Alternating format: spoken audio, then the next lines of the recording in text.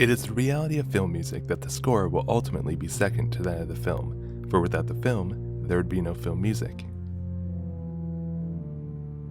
In most cases, music is background to support plot and characterization and to splay out an emotive theme to create an atmosphere in the film. And the composers usually are highly professional and do their work under the director's indication and gives that to the director, and the director usually cuts it up. There are exceptions, but that's generally the way it works. But what are the exceptions? What would happen if the film's score was just as prominent as the film itself? What would that look like? What would that sound like? It might sound something like this.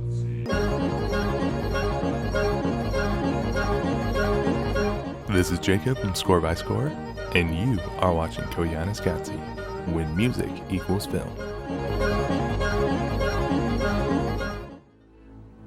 The directorial debut of American filmmaker Godfrey Reggio gives us a radical take on the purpose of a documentary. Utilizing a non-narrative structure, Koyaanisqatsi reimagines the very intent behind the cinematic process. These films are meant to provoke.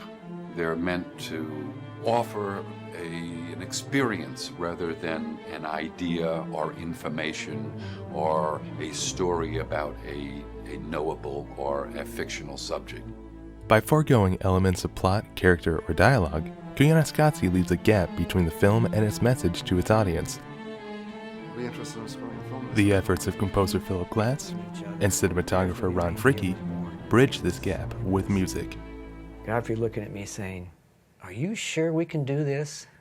Make a movie, a feature film without any words?" And I remember just, yeah, sure. But how does this work? Take for a moment the nature of the film itself. Without the content of a typical movie in place, Koyaanisqatsi becomes in essence a blank slate for its audience.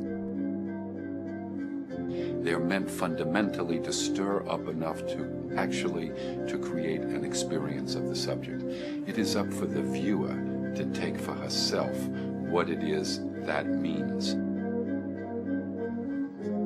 Within this interpretive process, it is the music that guides the viewer through the film. The contrasting moods and textures within the music influence how the audience perceives what is on screen. So in other words, the music has a powerful ability to tell us what we're seeing.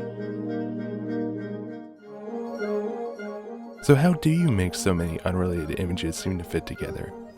One of the most characteristic elements of the film lies in its synchronization to the score. By editing the film to the music, rather than the music to the film, the images achieve an almost intuitive state of unity with one another. What he did, in effect, was he took the ambience of the music instead of the structure of the music. And he cut to the ambience and not to the structure. So he cut to the feeling of the music and not the way the music was built, which turned out to be the right way to do it. It was the flow. It was the flow of the images, and that's how they would go together. And I just didn't want to listen to about what it all meant or how it was supposed to be structured. However, the discussion of film and music is merely surface level, for beyond the film lies a fundamental reason as to why the two work as equals, and it is found in the very conception of the film itself. So what I decided to do in making this film was to rip out all the foreground of a traditional film, the foreground being the actors, the characterization, the plot, the story. I tried to take the background, all of that just supported like wallpaper, move that up into the foreground, make that the subject. And that's it, background. The importance of the music within the film lies in the fact that it is also background. Koyaanisqatsi is a movie that pulls the background of film into the foreground, turning that which supports the film, that which accompanies the film, into the film itself. What can most accurately describe Koyaanisqatsi is that of a meditation. It is a reflection on that which goes unnoticed, and a recognition of its beauty.